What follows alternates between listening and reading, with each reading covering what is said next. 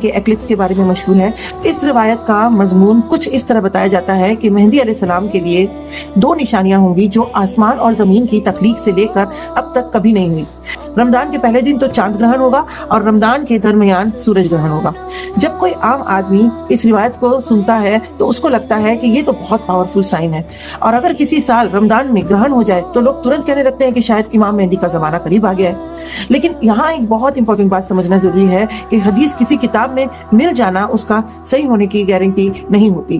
محدثین ہمیشہ سند اور روایت کے رویوں کو چیک کرتے ہیں، اس لیے جب اس روایت کو بعد کے علماء نے چیک کیا تو انہوں نے اس پر سخت تنقید کی۔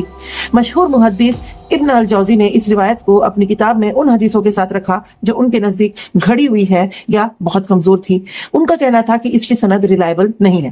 اسی طرح ایک اور بڑے اسکالر ابن تیمیہ نے بھی اس روایت کو آتھینٹک نہیں مانا۔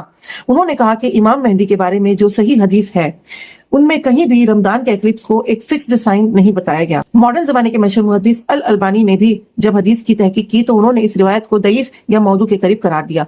یہاں ایک اور انٹرسٹنگ پوائنٹ یہ بھی ہے کہ کچھ اسکالرز نے کہا کہ اس حدیث کی ٹیکسٹ بھی سائنٹیفک طور پر پرابلمٹک لگتے ہیں، کیونکہ ایسٹرونومی کے حساب سے چاند گرہن صرف فل مون پر ہوتا ہے اور سورج گرہن صرف نیو مون پر۔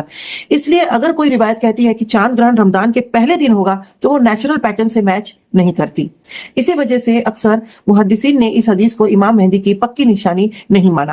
اب اس کا مطلب یہ نہیں کہ امام مہدی کا کانسیپٹ اسلام میں ہے ہی نہیں، بالکل ہے، بلکہ امام مہدی کے بارے میں کئی صحیح حدیثیں ملتی ہیں۔ مثال کے طور پر حدیث کلیکشن جیسے سنن ابو داؤد، جامع ترمذی اور سنن ابن ماجہ میں امام مہدی کے بارے میں روایت ملتی ہے۔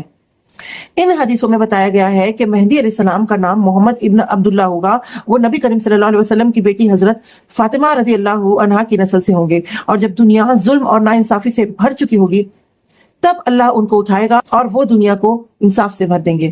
لیکن صحیح روایتوں میں رمضان کے ایکلپس کو ایک کلیئر اور فائنل سائن کے طور پر مینشن نہیں کیا گیا۔ اس لیے جب بھی ہم ایسی سینسیشنل باتیں سنتے ہیں جیسے کہ کوئی اسپیسیفک ڈیٹ، کوئی ایسٹرونومیکل ایونٹ یا کوئی پولیٹیکل انسیڈنٹ جس کو مہدی علیہ السلام کے ظہور سے جوڑ دیا جائے تو ہمیں تھوڑا سا رک کر سوچنا چاہیے۔ اسلام ہمیں یہ سکھاتا ہے کہ ہم علم کے ساتھ بات کریں، تحقیق کریں اور ہر وائرل بات کو بنا چیک کیے ایکسیپٹ نہ کریں۔ آخر میں بات یہ ہے کہ امام مہدی کا آنا ایک عقیدہ ہے جو حدیث میں مینشنڈ ہے، لیکن ان کے آنے کا ایگزیکٹ وقت صرف اللہ جانتا ہے، اور نبی کریم صلی اللہ علیہ وسلم نے بھی ہمیں یہ نہیں سکھایا کہ ہر ایونٹ کو ان کے ظہور کی نشانی سمجھ کر اسپیکولیٹ کریں۔ اس لیے سب سے بہتر اپروچ یہ ہے کہ ہم اپنی زندگی کو ٹھیک کریں، اپنی عبادت کو مضبوط کریں، اور اگر وہ زمانہ آیا ہے تو اللہ ہمیں حق کو پہچاننے کی توفیق دے، کیونکہ اصل سوال یہ نہیں ہے کہ امام مہدی کب آئیں گے، اصل سوال یہ ہے کہ اگر وہ آ گئے تو کیا ہم ان کو پہچان پائیں گے، اور کیا ہم ان کے ساتھ کھڑے ہونے کے لیے تیار ہوں گے۔